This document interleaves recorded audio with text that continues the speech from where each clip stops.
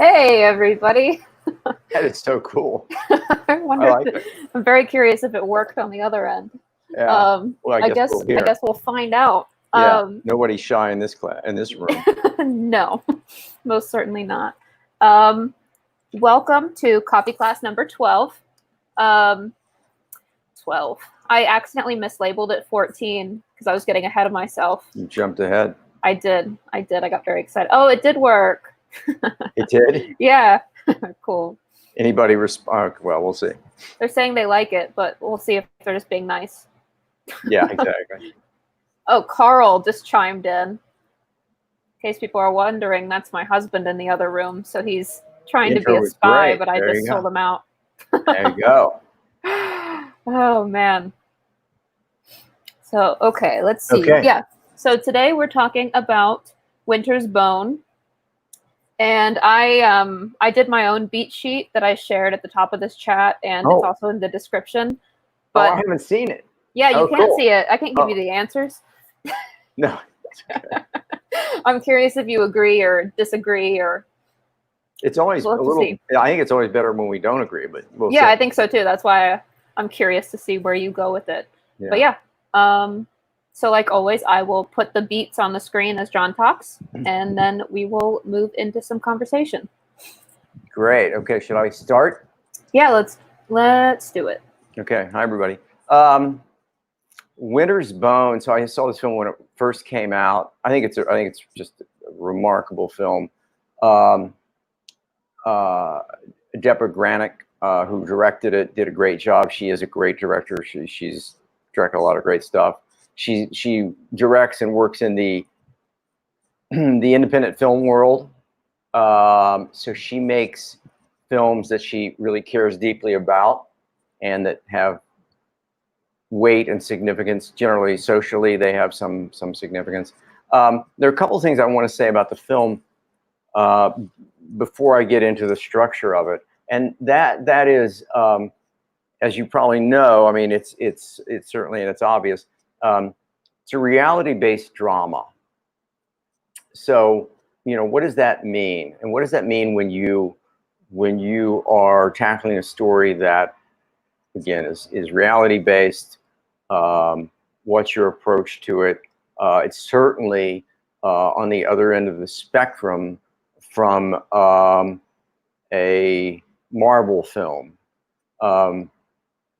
This kind of film demands that we believe every action and that we believe every character. Obviously, there are no tricks, there are no special effects. This story is told, I think it's a very straight ahead storytelling. One of the tricky things, I do also want to say, even things like, and as a filmmaker, this is particularly important, things like the soundtrack. The soundtrack is not invasive. The soundtrack is, you don't really know it's there. There's no theme soundtrack that's going to come up and blow us out and say, here comes the big moment. So, you know, these are choices you make as a filmmaker and as a writer, particularly if you're going to direct the film. They use a banjo in it with the soundtrack, very subtly. The other thing is the colors they use. It's just everything is washed out.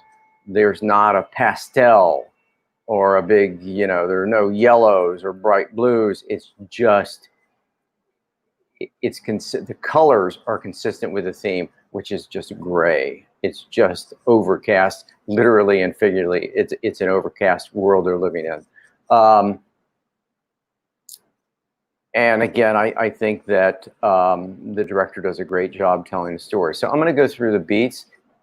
Again, a pretty straightforward movie. Right up front, we meet Ree, and we meet Mom and Ashley and Sonny. And I talk about this a lot. It certainly works here. The writer has chosen to give Ree a mother, a sister, and a brother. They all represent kind of burdens. They are all obstacles. They all make her life more difficult. There's a brief moment about page 4 where Ree is at school and she sees what I think is an ROTC, but some military group doing marching exercises. She looks longingly at them. I'm going to talk more about that later because I don't think that it is used enough or pays off enough. By the way, I do want to say that Alexie also read the book, so she and I are going to talk about the ROTC and the Army beat, but more on that later. They do a great job, the writers do a great job with introducing friends and enemies. Sonya, who lives just across, who's got a little more money, she can feed her horses. She takes Ree's horse because Ree can't afford hay. And again, in these first 6, 7, 8 minutes, we realize that the burden of responsibility rests on this 17-year-old girl's shoulders. She is responsible for Ashley, for Sonny, for the dogs. She cooks, she cleans, she hangs the laundry, she does everything. And at this point, again, we meet Sonya, who lives just, almost next door, and her husband Floyd. We don't know if they're friends or enemies yet. There's a great they do a great job in introducing people and withholding whether they're going to be a friend or an enemy. And then right out of the chute, about page 8, the cop arrives and says, that her father is out. He's cooking again, and he's put the property up as bond. So we realize that the stakes are high. You may lose the roof over your head. She's 17 years old. So these are great choices. These are great story choices. This is a woman who, a young woman who can't possibly swim in the water that she's been tossed in. And then there's a great line on page 9. She says, "I'll find him." Dad, whatever you want to call it, is Jessup, I think is how you pronounce his name. He is the objective. Find Dad. It's very clear. It's stated on page 9. I'll find him. What happens if you don't find him? You'll lose your home, the place, that, again, where your brother, your sister, and your mother live. Now, again, and it's endemic to this kind of storytelling, the pace.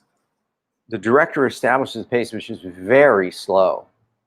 I love the fact that Ree, and throughout the first act, she has to walk everywhere. Now, again, the burden here is she doesn't have transportation. She doesn't have a car or a truck. So we have these short clips, these bridge scenes where she walks to the next house, to the next house. She keeps going around asking people. We meet Gail, best friend. Gail is a friend. Gail is established. Gail's husband, can I borrow your husband's truck? And he says no. So doors are slamming. Again, obstacles, obstacles, obstacles. Page 15, we meet Teardrop. Great choice here. Teardrop, he does coke. He has a gun. He's very threatening. And at this point, for my money anyway, he's an enemy. He's not going to help. His character evolves. This is one of those situations where, the secondary character does evolve. He evolves, but at the moment when he's introduced on page 15, Teardrop, we don't know what to think, but we think he's probably a bad guy. We hear about Arthur through Arthur, the woman that lives with or knows Arthur, and Arthur's clearly the monster that's hidden out there somewhere. We know he's going to come into play. Everything in these first 20, 30 pages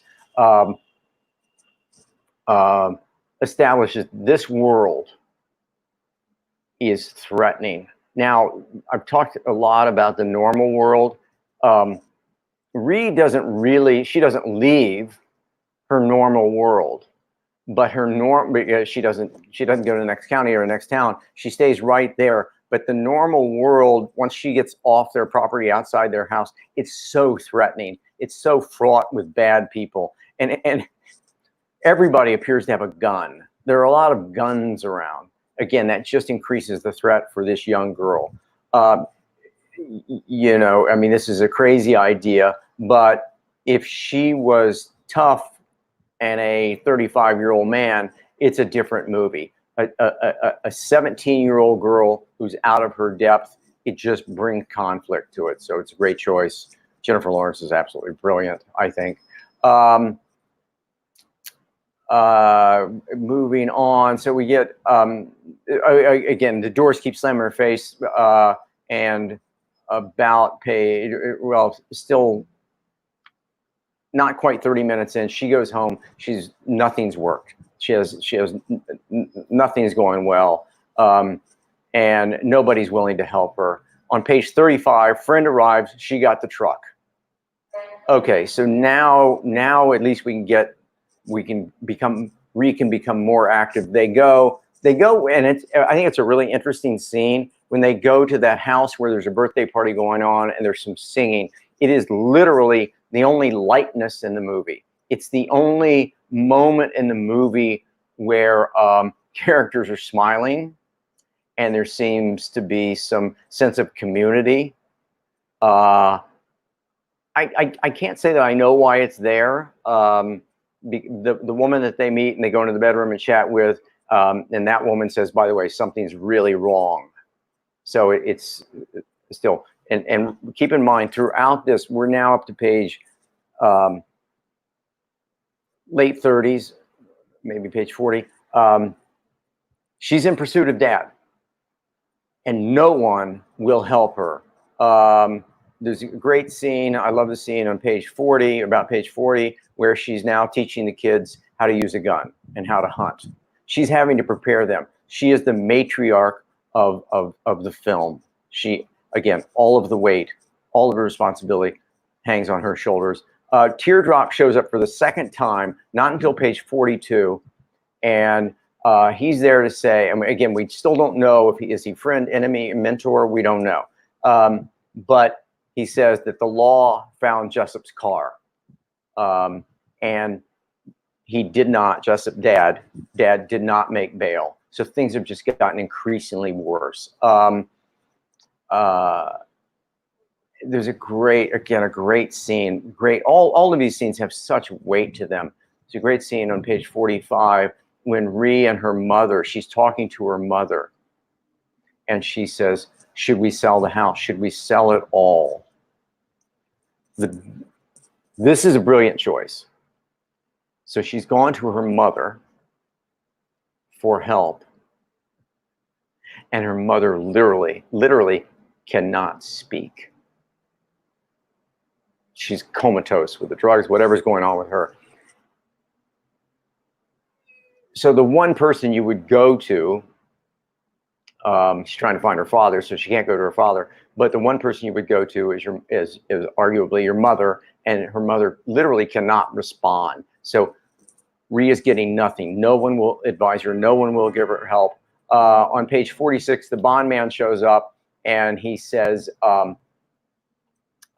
someone bailed Jessup out, and he's got money, he got cash, and it's enough to keep hold everything off from taking the house back for 1 week. It's a great moment. Page 46. It's kind of a long scene, but so that's a ticking clock. You've got 1 week. And at this point, even for this film that's slowly paced, remember we're mid second act here. The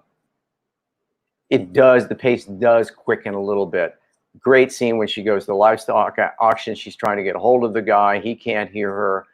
She's yelling to her, and finally she goes to the farm. trying to get more information, and she gets beaten up. She gets, I mean, really beaten up. So she's in pursuit of her objective, and she comes in, she has to deal with these very threatening, these bad dudes, bad women actually. The women beat her up, and Teardrop arrives. This is the first time, and I think it's the only the third or fourth time we've seen Teardrop in the movie. He's used very sparingly, but he arrives and he vouches for her, and they let her go. The bad guys let her go. So now we know Teardrop is, and there's still some question for me, but Teardrop is a friend. He is perhaps a mentor. God knows he is sparing in the information he gives forth. And at this point, Teardrop says, "Someone killed your father. Your father's dead." This is the midpoint of the film.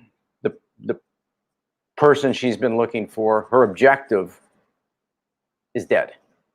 It's a great midpoint. The bottom falls out of everything. Your father's dead. I'm going to talk more about this later, but Sonya from next door and Floyd arrive, and they offer to take Sonny and Ashley. They offer to take the children and raise them, which seems, I mean, it's heartbreaking. Ree can't let them go, but she's thinking about it. Great scene when she goes to the Army recruit station and she talks to the recruiter, and she's done her research, and she says, "If I sign up, I get 40 grand. And he said, "You don't get it right away." Clearly, that door closes too. Every door that she knocks on, every door that she tries to walk through, it closes. Now Teardrop becomes more prominent in the film, and by now we realize that he is in fact not only a friend, he's a mentor. They go to the graveyard. Great scene there.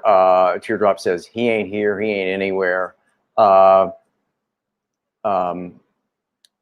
Page 79 is when the woman who's connected to little Arthur comes and says, I'm gonna come with me. Which, you know, this is the woman who beat her up 12 minutes ago. She says, "Come with me." They go to the creek at night. Great choice. Think about this. I always say, you know, think about your scene, where you're going to play it, when you're going to play it. The creek during the daytime is one thing. The creek at night is fantastic because it ups the conflict. And your daddy's there. Ree has to reach down into the dark water and grab her father. I mean, talk about creating conflict for your protagonist. This is a writer who is not afraid to create conflict and put her protagonist through the paces. They reach down. She reaches down, gets her father's hand. They chainsaw it off, and that's not enough. Which I still find surprising. They go, "You got to get the other hand too." She has to go back down into the dark, muddy water, grab her father's other hand. They chainsaw that hand off. Page 87, she walks into the police station. She drops off in a bag both of her father's hands. Page 90, Ree is back where she started. She's hanging laundry, as she was in the early first act. And Teardrop stops by. The bondsman shows up and says, you know, "Here's the cash that you got coming. We took what's ours. This is what's left over.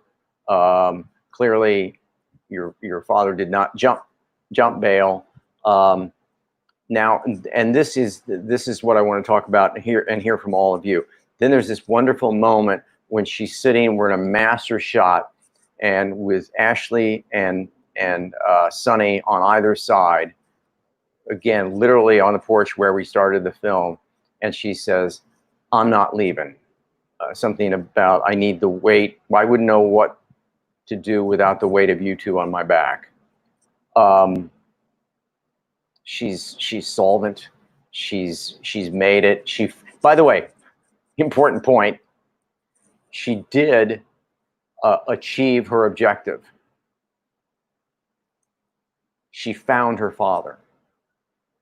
I left that out, but that's a really important point. She actually she had to go through a lot, which is what you want your protagonist to do. They have to go through a lot to get there.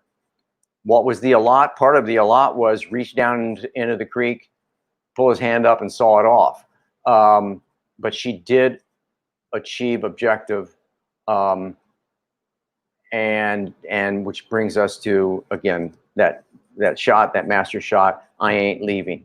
My biggest question with the film, and it's what I want to hear from you, and I know Alexie's got something to say about this. My biggest question, as much as I love the film, I don't think that the flaw, and I think there are great opportunities for the flaw in this film, but I don't think the flaw is realized, and therefore I don't think the resolution is realized. And as wonderful as the film is, and I'm hesitant to criticize it, but I think it would be stronger had they pushed a flaw, and therefore we would have seen resolution and correction of flaw. I don't think that's in the film. I love the film. Again, reality-based drama. The tone, the pacing, everything is about as good as it gets. I think it's a brilliant film. Oh, by the way, one last note. There's a film that Tom Rickman wrote years ago called Coal Miner's Daughter, which is the same world, same reality-based drama. If you get a chance, put that on your list. Coal Miner's Daughter. It's a great film. And Alexie, are you there? Yep. We'll add in all of us. Howdy, y'all. Hi, Adam. I'm here. I dropped in. Hello. Adam Hello. made it. Oh, John, can you hear us? Adam, did you hear? Am I here? I'm here. Oh, yeah, you're here. Okay, cool. Yeah. Okay, just making sure. Adam, did you hear part of it, or? I heard the whole second half of what you said. Okay. That's all you, So, that's really all you need. I have so many fun facts about this film really quick that I just need out there in the world. Let's hear them. Fun facts. All IMDb trivia, and when I was obsessed with this in high school. So, it was all shot on location. In the book, the younger siblings were both boys, but they realized that this was also in the article that I shared with everyone, but they realized that if they were going to bring in child actors, they would stick out in this environment. So those were kids that were local to the area, and a lot of the extras were from the area. Like almost everyone who's not like Teardrop and a few others is native to there. Yeah. And the little girl, it was her family's house that was used for the exterior shots. Wow. All the clothes and wardrobe was from the community. They traded them clothes for wardrobe, like in exchange for brand new clothes. They got super, super involved in the community. And I would highly recommend reading the book. It's really interesting what they chose to leave in and what they chose to take out. And the book itself is really poetic, and then the script is so sparse. I feel like that's, Script's really sparse. And actually, there's a question from Abdullah about that. The screenplay is 73 pages, and the running time for the movie is 140 minutes. What are your reflections on that? So I have an opinion. Almost impossible to do. I mean, she's a brilliant director. I'll just tell you that don't ever, until you become a very, very, very well established and highly successful writer director, don't ever deliver a screenplay at 73 pages. They'll kill you. I mean, she knows, Granik, she knows what she's doing. she knows that she's going to shoot it long, that she's going to take her time. This is such a thoughtful and she, again, with the pacing and everything, she takes so much time. It's a dangerous thing to do, by the way, because the audience, if it wasn't done so well, they're sitting there kind of eager. Come, bring me some story. I don't want to see her walk up another hill. I want story. So, right? I mean, you know what I mean? So, yes. Well, they did have. Oh, go ahead. Oh, no, I was saying they did have issues getting funding for the film, and the budget ended up being $2 million, and it was like one of the least expensive films to win an Oscar up to that point. But yeah, she won for Best Actress, and I don't know if it was nominated. She won for Best Actress? Yeah, she did. This is J-Law's appearance. This is where she broke. No, I thought Silver Linings Playbook was her first Oscar. No. This was She's won 2 Oscars? I'm telling you. Sorry, I'm going to fact check this. You go fact check, Adam. I know. By the way, I wouldn't, you don't want to test Alexie on this one, but I do have to say one other thing with regards to wardrobe and all that. If you got the chance to write this script, one of the things that they clearly did, and Alexie's illustrating that now, but they went there and listened, because the dialogue is just brilliant. The dialogue and the nuance of that dialogue, and it could only come out of that world. And again, it just adds to the authenticity of the piece. And just to add, unfortunately, Alexie, you were very wrong, and I am very right. I just saw, and I'm very upset. I'm very devastated. Wait, she didn't win an Oscar for that? She was nominated. She should have. She should have. The reason I know this is because when she won for Silver Linings Playbook, everybody was making such a big deal that she was so young to win her first Oscar. I thought that. Okay. Like that was like, at the time, that was what people were talking about. Well, then I lied in many different places where I said that she won. I don't think we're gonna. You know how we're in the wrong. You know how we're in the wrong timeline. This is when it started. This is the wrong timeline, right? Yeah, this is when it started. So. First of all, I think J-Law is fantastic. I think she's one of the most intuitive actors of that generation. But I do think her choice in film has been pretty bad the last 5 years. Like, she had a run of like 4 to 5 amazing films, and then she did Passengers. I didn't see. Did you guys see that film? No. Chris Pratt. That was a Blacklist. Yeah. That script is really interesting because it's a sci-fi rom-com, which rom-coms are supposed to have like a low budget, or not a rom-com, a romantic film in space. So like for romantic films, your budget's supposed to be low. If it's in space, your budget's supposed to be high, and it couldn't get it made because, it was a romantic film set in space, which made no sense at the time. So they only got it made because it was Jennifer Lawrence and Chris Pratt, and then. And I don't want to get down that rabbit hole, but that film is so disturbing because he basically, the whole film is about this guy who wakes up this girl from cryogenic sleep, permanently ruining her life just because he got lonely. And it's like pretty horrible. Sounds pretty bad. Let's go back to the story, because Alexie, I want to challenge you yet again. Oh God! And no, not challenge you, but let me just say this, because it's something that I think it's really important story-wise to touch on. It's what I talked about when I was wrapping up. That, to my mind, she does not have a flaw. What I was hoping. And by the way, when you watch films, hopefully now you're starting to watch films and deconstruct them and say, why this choice, why that choice. When Teardrop comes the first time, and they chat, and we don't quite know who he is or what his relationship is going to be with her, and he does coke. He's doing coke. I wanted her to start doing coke with him. Meth. Because I wanted her to have a flaw. And by the way, I think, and God knows you can argue with me if you wish, I think if she has that flaw, if she's got a drug issue, if she's got a drug problem, because she says no to drugs all throughout the film. She's the only person in the film who doesn't, who apparently doesn't have a drug or alcohol abuse problem. But that would give her somewhere to grow too.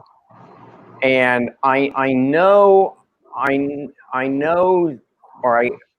that the ROTC moment coupled with the Army recruit moment, that she's thinking about being selfish and leaving. But those two scenes aren't enough to hang her flaw on, because she never really actively participates in her flaw. And Alexie, because she read the book, I think you have something to say about that. But I think it's really important thing to look at, that for me, as wonderful as this film is, it would have really punched through to another level had she overcome a flaw. Alexie, yeah. In the book, her whole thing was that she wanted to leave, and she was very passionate about wanting to get out. And if you play that, and then she makes the choice to stay, then she's selfless. But the problem, I say with some hesitation, the problem with the film is she's selfless in the beginning, she's selfless in the middle, and she's selfless in the end. And I think it weakens the movie. I think if she wanted to get out, like if they had woven that in just a bit more, because it feels like all the pieces were there. She was preparing both of her siblings for life without her. She was trying to get this thing solved so they could be alone. If they had just added in like a few more moments of her saying, like, I gotta get out of here. They even had the perfect resolution right I know. there. It's right there. If somebody says to her, by the way, if she gets a phone call at the end of Act 2, if she gets a phone call saying you've been accepted, and you show up, you have to show up tomorrow at 5:30 to the Army whatever board, I don't know what it is,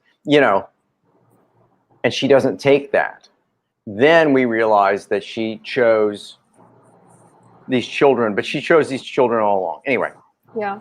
So Abdullah, right? I keep pronouncing. I'm sorry. No. I don't think you said that. I was just trying to make sure I said it right. He asked, since I've read the book and read the screenplay, can you give perspectives on why the writer chose to leave rape scenes out? And so that was actually something that is there was a lot of stuff going on in the book that they ended up stripping from the script in later drafts.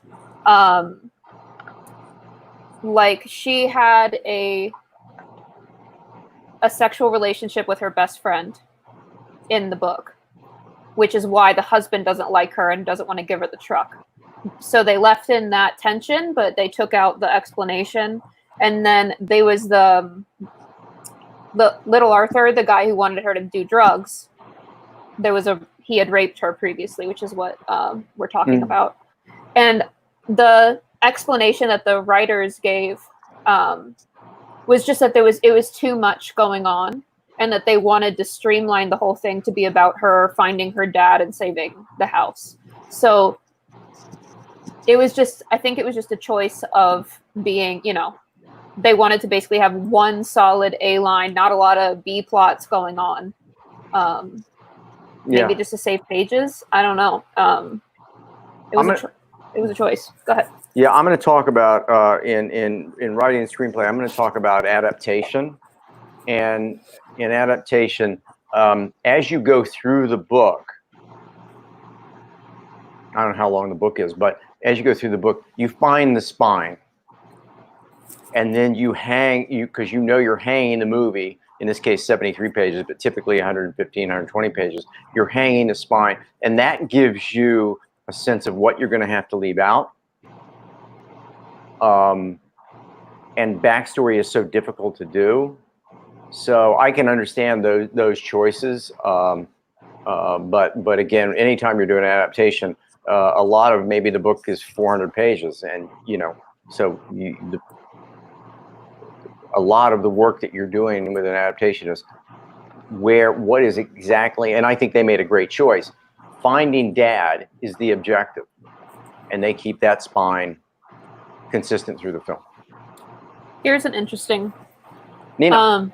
Nina says that she thinks the flaw is that she doesn't want to ask for help, never ask for something that should be offered.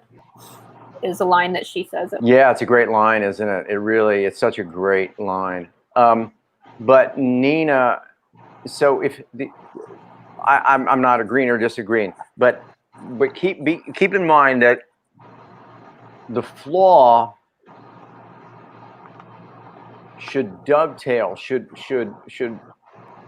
create an arc for the resolution. So if that were the case, if her flaw is she can't ask for help, which by the way is not a bad choice at all. I think it's kind of that's an interesting choice. Then what she would have to do in the third act, she would have to ask for help. And maybe she kind of does that with Teardrop. But I think that's a really good note. But everybody should keep in mind whatever the flaw is, make sure that it can work backwards from the resolution. Yeah. And typically the flaw of in somehow is like a psychological protection of their inner need. Yeah. So they take on this other belief or way of being in order to protect themselves from having to deal with their inner need or acknowledge their inner need. And right. So in that sense, her wanting to leave would be more directly connected to her inner need being her family, like her siblings. That's it. Here's okay. If you're in the writer's room and you're kicking all this stuff around, here's an interesting choice. You'd have to change a lot of, this doesn't make sense, but what if they're her kids? And she's thinking about leaving them. So you'd have to make them, she's 17. You'd have to make them 2 and 3, or I don't know what you'd make them. But anyway, you know what I'm saying? Then that choice of, do I leave these kids? Do I give them away? I wonder if that came up in a story meeting. I could see it. I think having them be her siblings makes it more understandable that she makes her more. And the mom is brilliant. Yeah. The fact that the mom is comatose. I mean, it's just a great bird and great albatross. Adam, you haven't said all that much. Adam, we're saying it so well, you know.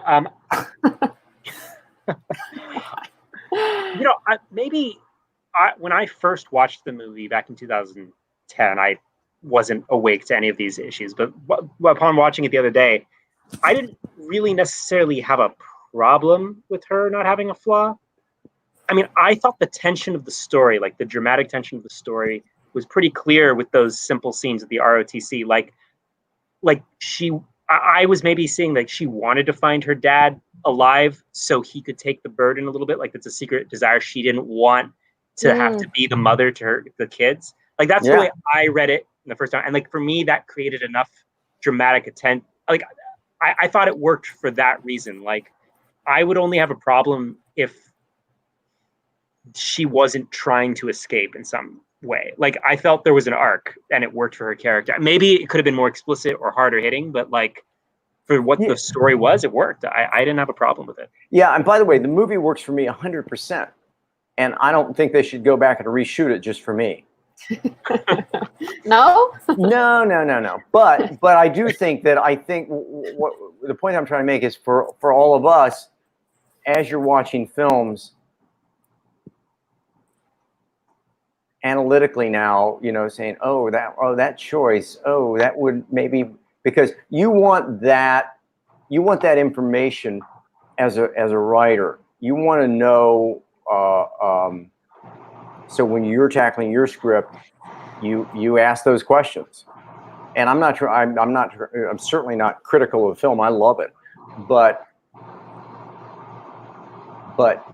asking the right story questions is just, that's why we're doing this. That's what makes it. It's what makes it so interesting, I think.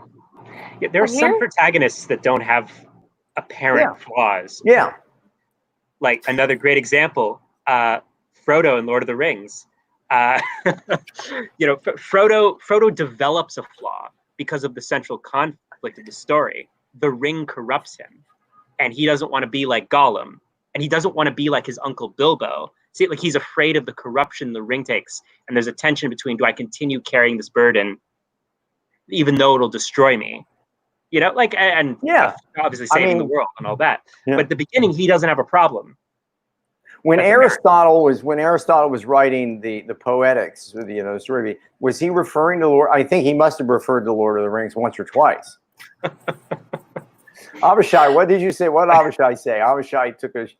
He said, release the John Warren cut. But Abishai also released John Warren. There was a comment he had earlier about that he liked there was no flaw. What was it? I can't find it.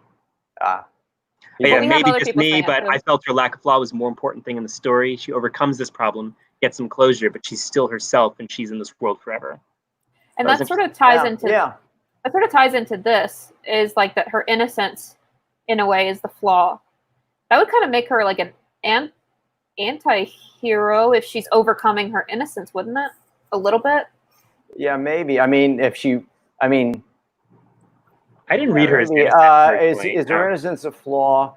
Okay, but I do want to address this a little bit. But if her innocence is a flaw, and maybe that is because she's certainly, that's a good point. She is certainly wiser at the end of the film. So maybe that is it. Maybe that's the way they're playing it. She's so innocent, and now she's wiser.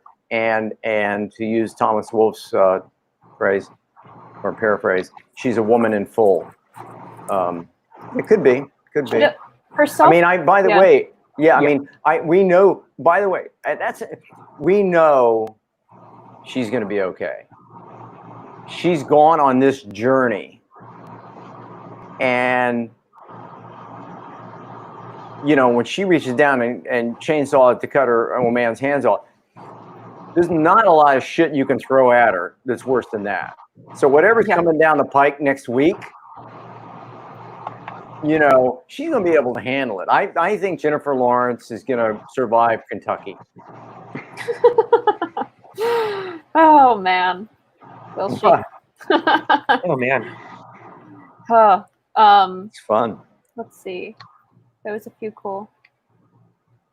Well, the other thing is that she doesn't really have too much dispute, like pushback on this, but she also doesn't really have too much of a sense of like self-preservation. Like she's just going up to these people who keep telling her to go away and confronting them anyway. She's like breaking all the norms. And then at the very end, when Mirab, or however you say her name, comes back, she's like, I will shoot you with a shotgun. Get out of my house. No. So she's kind of learned more about the world in that way. So it's not like innocence necessarily, but she's like, well, I mean, keep in mind, and again, it certainly works. She is, as your protagonist must be, she is passionate about her objective. She knocks on doors of houses that I wouldn't, I'd go run in the other direction. So, but she walks up, knocks on the door, and says, I'm coming in. I want to know, do you know where my daddy is? So, because she's passionate about her objective. But that's part of what makes her likable. Her, just guts. Yeah. Yeah. Oh, absolutely. There's a great scene when Floyd takes her to the burnt out house, and he says, this is where they were cooking and it burnt down, and your daddy was in there and he's dead. And it was a great moment. And they get home and she says, by the way, there were weeds in that house that's been growing for 3 months or whatever. She said that's a lie, So she's young, she's resourceful, she's smart. We'll definitely follow that woman. She's good. Let's see. Adam, did you have something? On what? Oh, I thought. You made a question. A good question. People are just talking about her flaw and possibly like, is she an innocent character or is she naive? Like, and also like, how of the culture is she? Like, I don't think you can be innocent to like, Kentucky shittiness if you're part of it necessarily. Well, this is like, she knows not to be a rat, Yeah. This is Ozarks. I will have everyone know. Ozarks, yeah. Yeah, but yeah, same thing though, basically. Yeah, I don't think that she's like she's not naive. Like she gets it. Right. I just think that she is. My point before is just that she's very willing to break conventions in order to do what needs to be done, and that puts her in danger throughout the. Yeah, she'll do anything to get. I've got a question, maybe a provocative question. Okay. Oh wow. Mm-hmm. Do we think at the end that there might be a relationship with Teardrop in her future? You mean romantic? No. It means like friendship or like. I think he's dead. I think he's dead. I think that's out of the question. Yeah, I didn't. I saw him as like out of the picture. Okay, he made his choice. He's gone. Yeah, because he said, "Don't let me find out," and then in that last scene, he said, "I know who," and then he left the banjo. Yeah, he's dead. He's dead. I like that better. Teardrop leaves to go get himself deaded. Avishai. I think you're right. You guys are right. He goes to get himself. And by the way, I couldn't have said it, but Avishai just used that colloquial. He used their own language. Deaded. I think is a word. Is that what they say? Yeah, I think. I don't know. Oh, here we go. Yeah, deado. That too. Teardrop is deado. Ah, that's great. I love it. Yeah. That's more like noir. That's more. Yeah. No, I don't know. It's more of a drama. That's good. Yes, definitely better. Yeah, definitely better. In a movie, you want things to be like really final. You don't want people to have half-assed ending. Yeah, and that's final, man. He's going off to. Yeah, it's cool.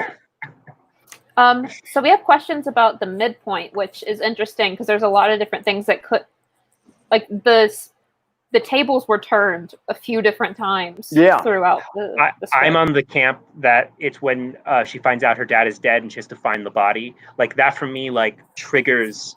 That changes everything. Which moment is that though?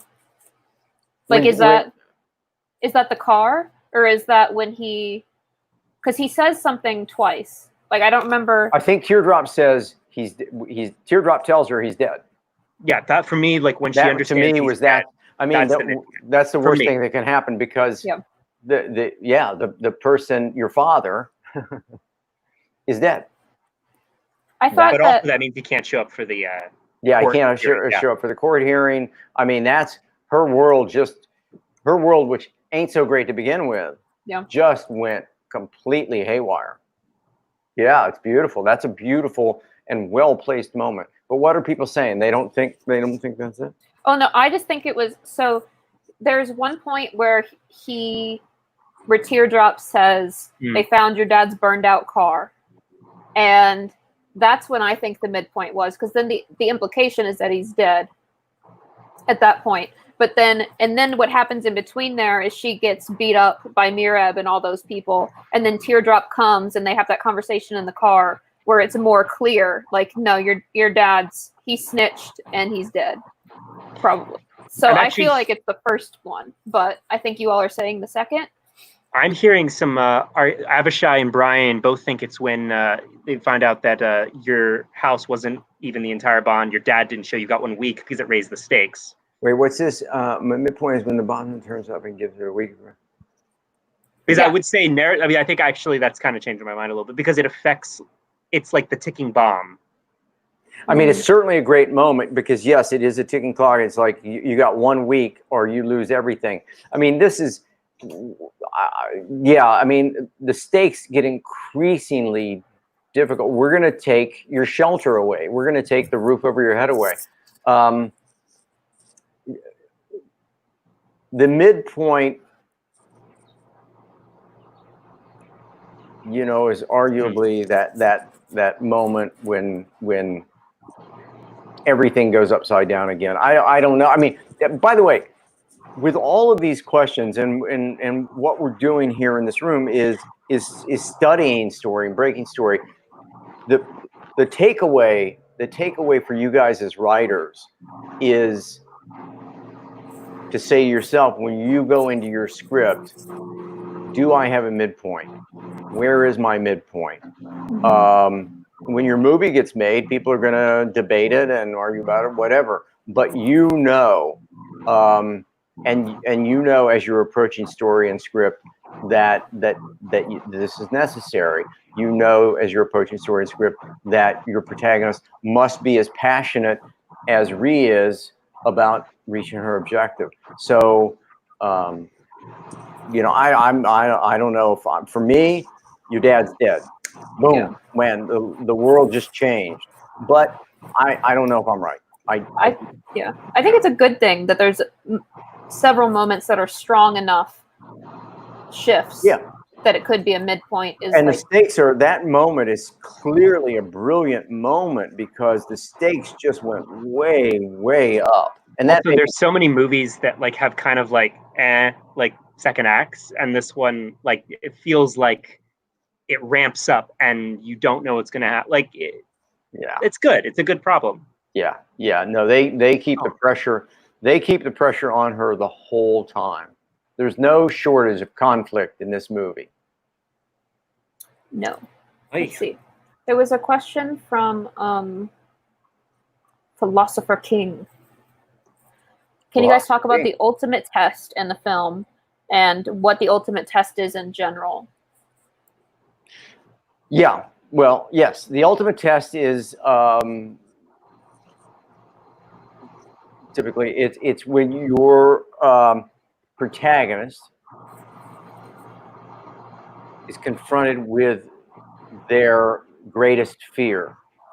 So the obstacles throughout second act are increasing in degree of difficulty, increasing.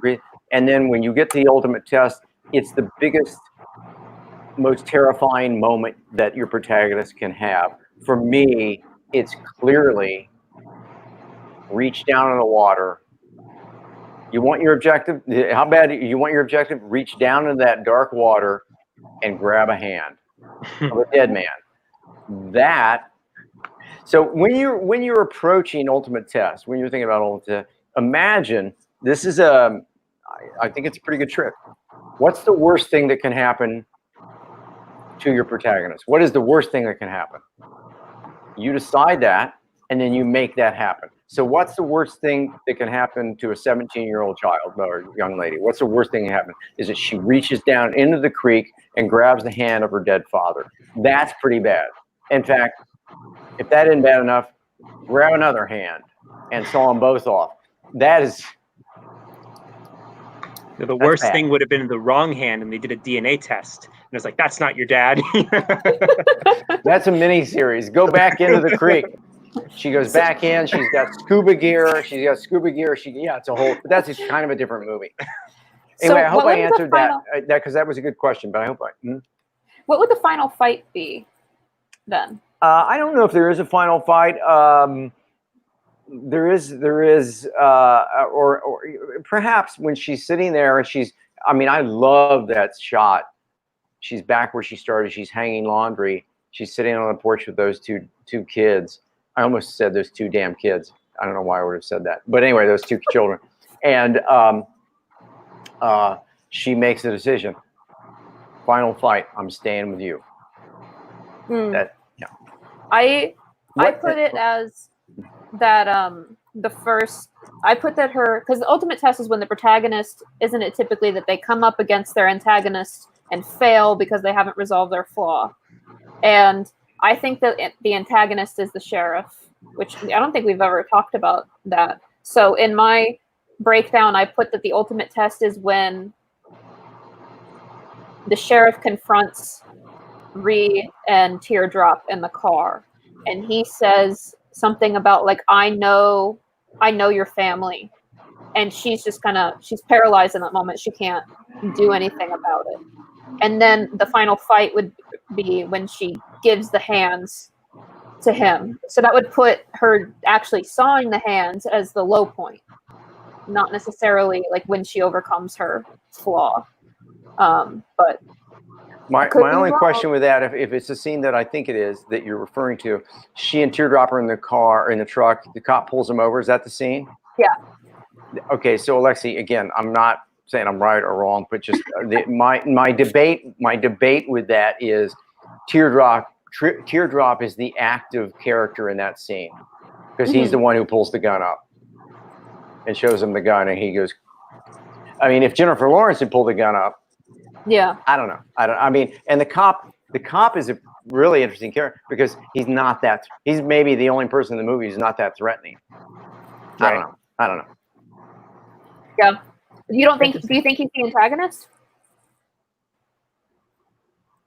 I don't know. God, that's a good question. So because I think that technically her objective is not her dad. I think the objective is to save the house, because it shifts otherwise. Because her objective is to save the house, and the dad is sort of just a piece of that puzzle. And at first she wants to find him alive, and then at the midpoint she finds out he's dead, and then now her objective is proving he's dead. Or not her good. actual. Yeah. Yeah, I think she's still. To me, she's still trying to find dad, even though he's dead. Because she needs confirmation. And when you saw those hands off, you got confirmation. Mm-hmm. I'm just getting picky. I think you could do a reading where her siblings are the antagonists. They're keeping her here. By the way, that's a pretty good point. Is that those Sonny and Ashley are. They're making life more difficult. That's for damn sure. So is Mom. The antagonist. Sorry, I don't actually think that, but. But they do create conflict. They do create conflict, right? Yeah. Yeah. If you take, that's what's so beautiful about the first act is introduce those two children and the mom. Without those three characters, right? She goes out on the road and sticks out her thumb and hitchhikes the hell out of there, right? Yeah. So those characters are brilliantly placed. And Mom is one of my favorites. It's just who thought of that? Pretty brutal. It's just it doesn't get any tougher than that. And by the way, they're without Ree, they're all dead. Yeah. Stakes are high. Oy. America. It's not a comedy, is it? Couldn't play. No. There's a comedy version out there in the other timeline. This was done as a rom-com, I laughed at some of the parts where she just told people off, and Carl thought that I was a monster. I'm not going to comment on that at all. I'm not going to take the bait. I refuse. I'm not going to take the bait. You could say, yeah. Oh, were you gonna the MacGuffin? Some people are. Oh, the MacGuffin is the body of the dad. Yeah. Yeah. Obviously, so that would be not the objective then, because the MacGuffin can never be the actual objective. The objective isn't the dad. The objective is her family's safety, to get the home. It's intangible. It's intangible. The home is tangible, saving the home. Saving home, like the house, not being repossessed is the objective in my view. I think that's pretty tangible. That's it's like a legal document. It's protection. Like if it's not like metaphorical home, it's like it's real. It's real. Yeah, I agree with that. I mean, he doesn't agree with that. I don't agree. I agree that home is tangible. I disagree. I think when she says, "I'll find him," I'll find him. Doesn't get any clearer than that. I'll find him. Oh yeah, actually, it's not a MacGuffin technically though, because it's not like a secret orb that everyone's fighting over. No, it's just it's go get dad. Well, the fact that the house was put up for bond is what drives her to action, because she's just sort of like, yeah, well, maybe he sees you in ducks. Like, I don't really so what? Why do I care? When it was just the dad that was missing. But then when he says the house is up for bond, that's when she's like, okay, I'll find him then. Like, yeah, the house is up for bond. Theo brought up a point. Urgency. There doesn't need to be a MacGuffin in every film, obviously. No, of course not. Do we have any more questions or comments? What do we got? Anything? There are loads. There are. Yeah. So the objective should always be tangible, from Joshua. Yes. Joshua, you don't want to get in trouble. Well, no. Joshua, it's a common, not a common, it's a frequently made mistake. And I hear this all the time in class. Students will pitch a film and I'll say, well, what is her objective? Well, to make the world a better place. No, that might be her inner need, but her objective is something else. And you will save yourself so much trouble and so much pain if you make the objective tangible, something you feel, see, or touch, because it'll keep you on track. It'll keep you. The second act is really, really difficult. It's a long act to write, and it's where scripts tend to get away from writers for all the obvious reasons. It's 60, 70 pages, and if you're not mindful or you haven't established a tangible objective, then it can really get muddy. So that's why, particularly for young writers, you really have to be savvy. You really have to be a seasoned writer to get away with having an objective that's not tangible. It will help you stay the course. The three things that sort of like if you distill it down, the objective should be tangible, specific, and almost unattainable. Yes, God, thank you. We're done. My work here is done. There we go. Yeah, almost, and that's another great one. Almost unattainable. So it's out there, you can't, and sometimes they'll say that. Sometimes they'll say to the protagonist, by the way, you can't possibly do this. They're still going to go on that journey, but that's where the conflict is.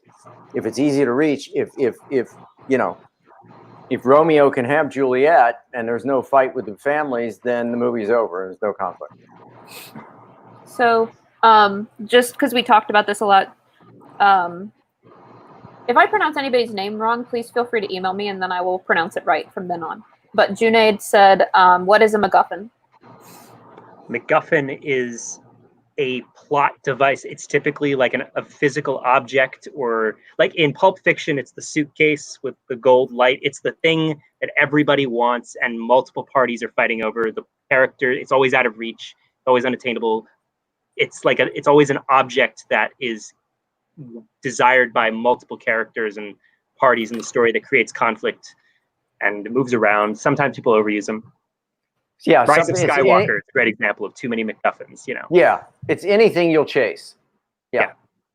Everybody, yeah. And the fun part of MacGuffin is it can be anything, but as long as everybody wants it. And because people are asking about the objective thing. Objective is one of the hardest things, yeah. If you can figure out the objective and the character's relation to it and how it is like planned out in how it affects the stakes of the story, you have your second act pretty much. Yes, that's right. And that's the work. Brian says, what about conceptual things like an immigrant's objective of obtaining the American dream?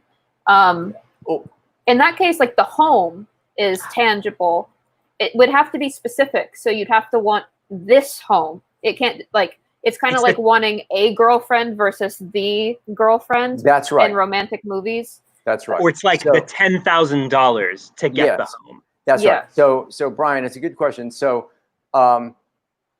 yes, if you're going to do, so in your sentence here, I'll getting a home. No, getting the home. This is the home that you have to have. And that gets, as both Alexie and I were saying, that makes it specific. And then we know what the protagonist is driving towards, why he or she is being active, and what is it they need to get their hands on. So this is a really good point from someone I don't know at all. You can have a tangible objective that represents a less tangible want. So they do that a lot in you get the coat, you get the the vaccine that's going to save everyone, or so, you know, like it's something specific and tangible that represents saving the world, or like represents you being happy. And as he pointed out later, you just have to be able to shoot something. Like you have to be able to show them trying to get this thing, show your protagonist trying to get it. Yeah. And ideally it's important and it challenges the characters. The pursuit of it has to create conflict, you know, like it can't, a MacGuffin is never something that's like, you know, not a big deal to everybody unless they don't understand what they have, which happens sometimes, you know. Like, yeah. I don't know if you'd consider bringing it back to Lord of the Rings. I don't know if the ring is a MacGuffin. Is it? I don't think it is, but it could be. I guess you could define it that way because it never changes hands. I mean it does in the beginning, but it's like the thing everybody wants, and everybody has a complex relation to it. I don't know. Something to think about. Interesting. So everybody has to want it for it to be a MacGuffin, right? It can't be something that only you want. Well, the thing is, not everybody wants it in Lord of the Rings because some people like Gandalf knows that if he touches it, he'll become like the Dark Lord. So like there are people who there are powerful people who know that it will like make them super powerful, and then there's some people being like, I don't want that, and I'm afraid of it. I can't touch it. Only you can touch it, Frodo, because you're pure of heart. But then it makes him more and more corrupt as the story goes on. It's an interesting conflict. It kind of goes back into like consequence, you know, like I think in fantasy, this is just me getting on my soapbox for a minute. In fantasy science fiction, it is always so much more interesting when there's a consequence or limitation to the magical cool thing. Like if you have the magical artifact, what do you lose when you use it? You know, Are you talking about sacrifice? Sacrifice, yeah. Like the sacrifice is really important. And so let's take it back to Winter's Bone for a second. If they had played more, John saving the day. Thanks for bringing us back on track. I was about to go in some real fantasy. Yeah, I know. We're going Frito. We're going into land, but yeah, which is fine. But since Winter Bone, so now I lost track. No, I got it. So and you do. That's a really important point. You do want your protagonist to sacrifice something. That shows their dedication and their commitment to their growth. So I know I'm belaboring this, just bear with me. Had they made her flaw selfishness, and that she wants to get into the army, go to the army and leave everybody behind, the sacrifice is not going to the army. She sacrifices herself. She sacrifices her want for the betterment of those two children. And that, by the way, is no question about it. That's a hero's journey. And the hero's journey, I should talk more about that. But anyway, Adam, I'm glad you brought it up. But that journey should have, you know, when Rick walks away at the end of Casablanca, he's given up his business, the world he lives in, and the love of his life. That's all. He's returned to the fight. So he sacrificed everything. And he even Lieutenant, says to him, "You're going to have to go on the run for a while." And he says, "I know." So that sacrifice. That's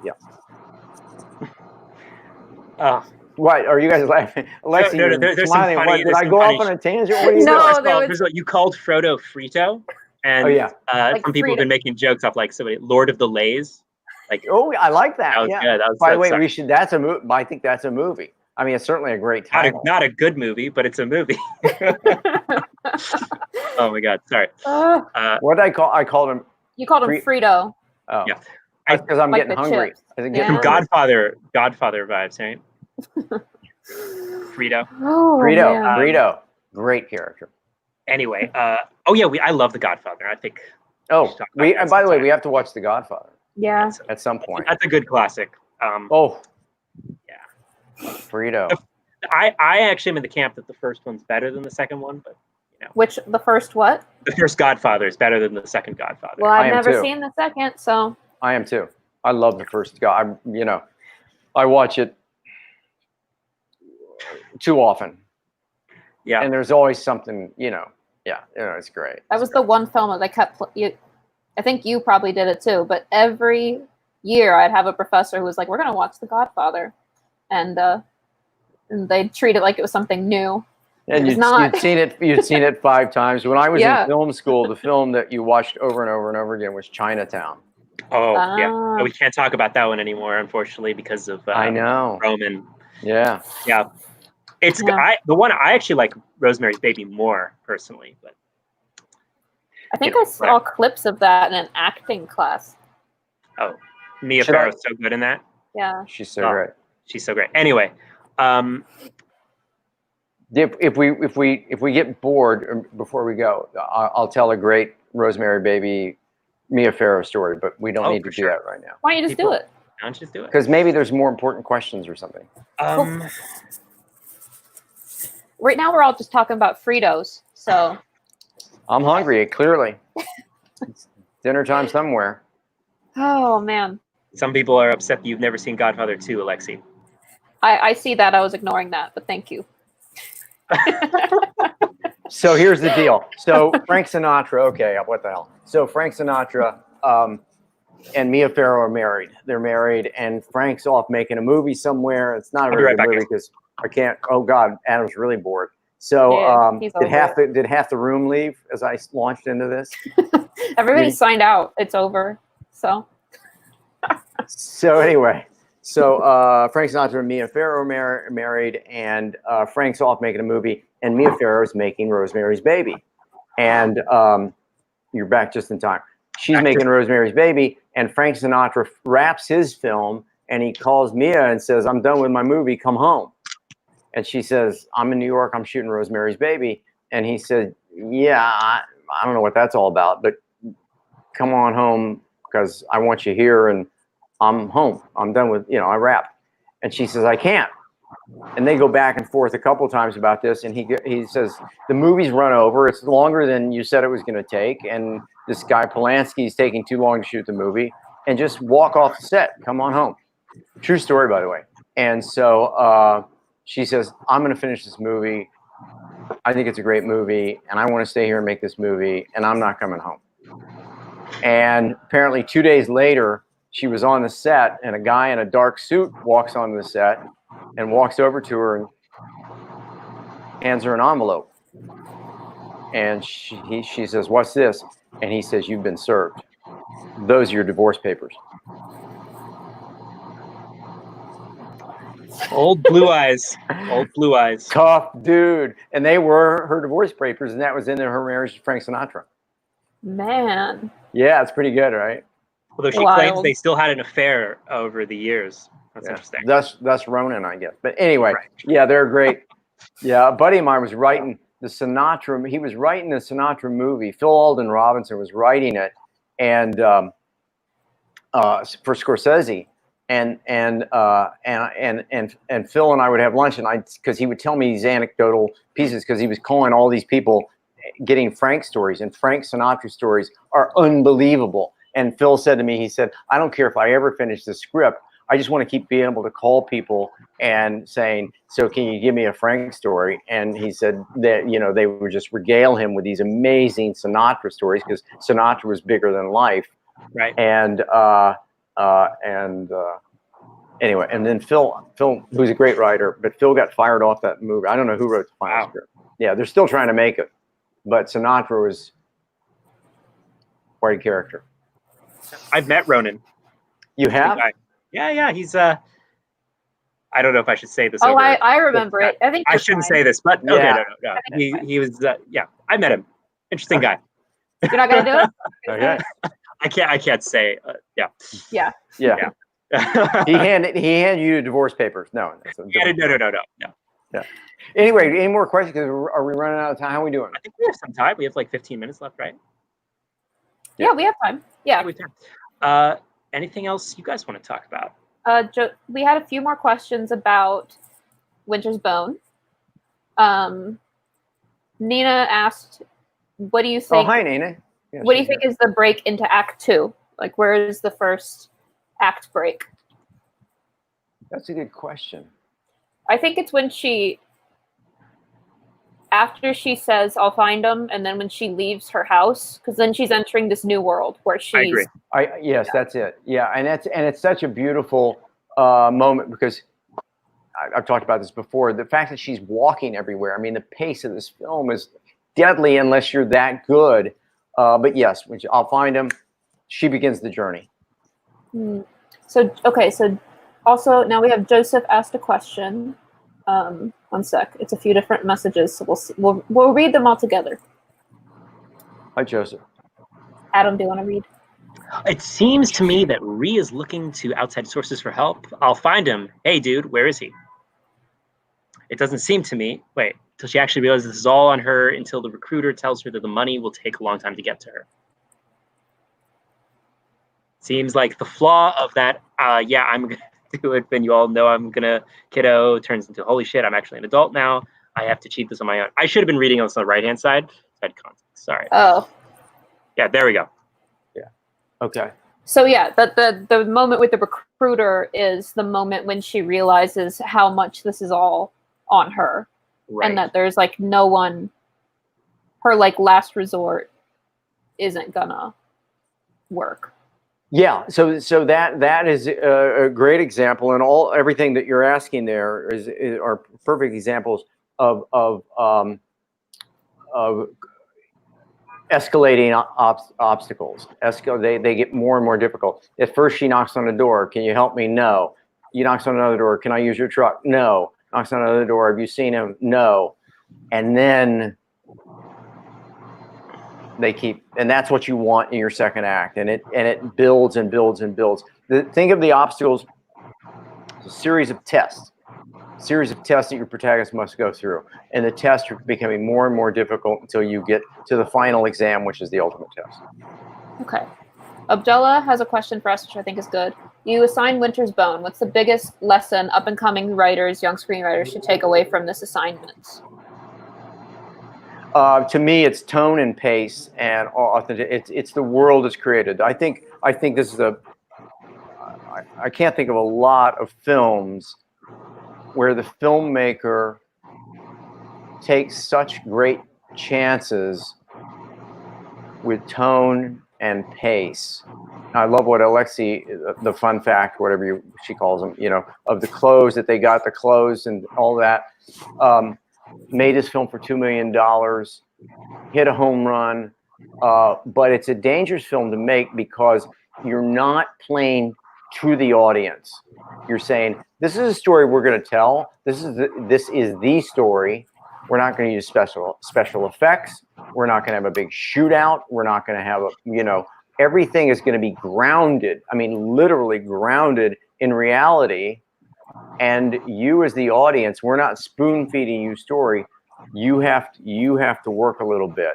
For a filmmaker, and you all are going to find your voices. Maybe you already have.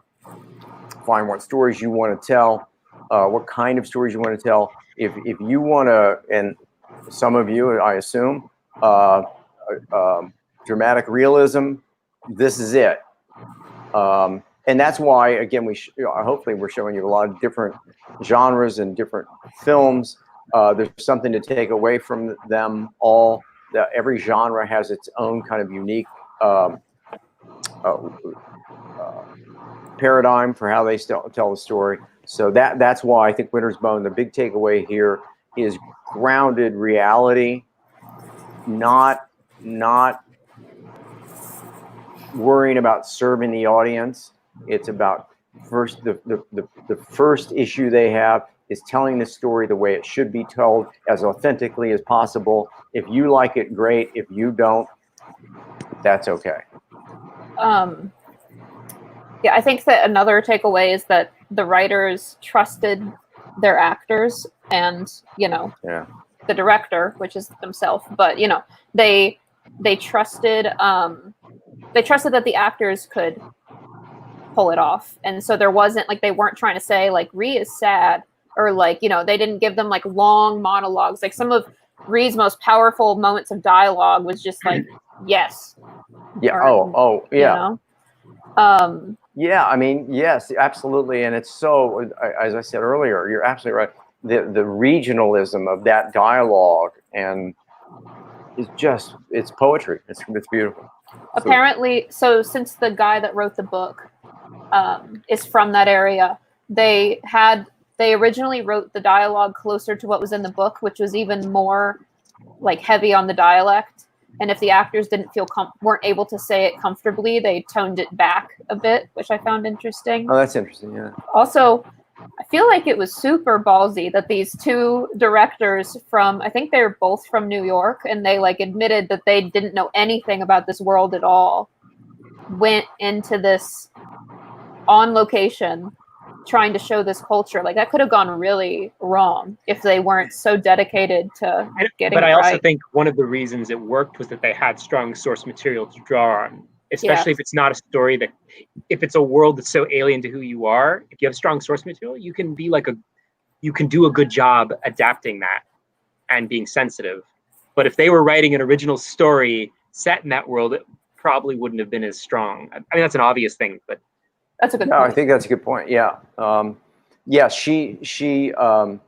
The director, I think went to Brandeis and then went to NYU to get her master's. So yeah, she's not of this world. I'm sure, but as Alexie said, I mean, they spent time there, and they spent time with the local people to find the color. Yeah, this is one of those films you can read so much about the development and production, and it's so interesting. I see a question. Can we talk about the pace more? I would worry about losing the audience who can't relate to the situation. Yeah, that's why it's so gutsy. That's why it's so gutsy to make this film. That's exactly the point. It's a really that's why they had a hard time financing it. That's why if you make this if you write the script, you're going to have to make it for a budget, because it doesn't scream blockbuster. It doesn't scream the studio's going to release it in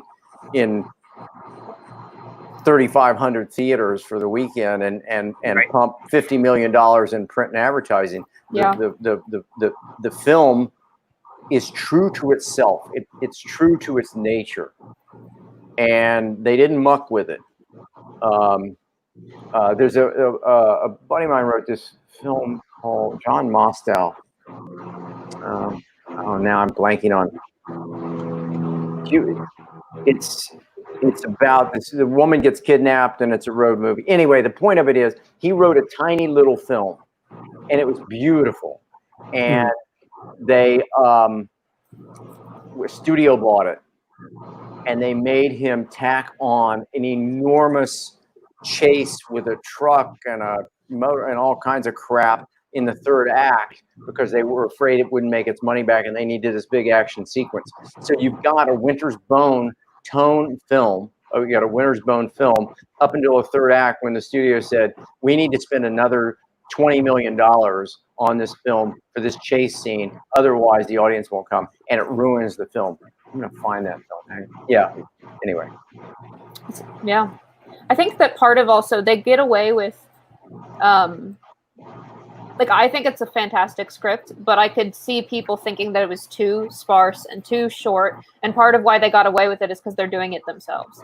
So if you're writing something that you're going to direct, you can, do some more unconventional. They could have pumped it up another 20 pages easily. Yeah. And it would have been the same movie even, Yeah. Breakdown, by the way, is the name of that movie I was referring to. Breakdown by John Mostow. So real quick, I just invited people to Discord, which is something I am brand new to, but basically it's like casual Slack. You all can just come in and we can talk about movies and stuff like that.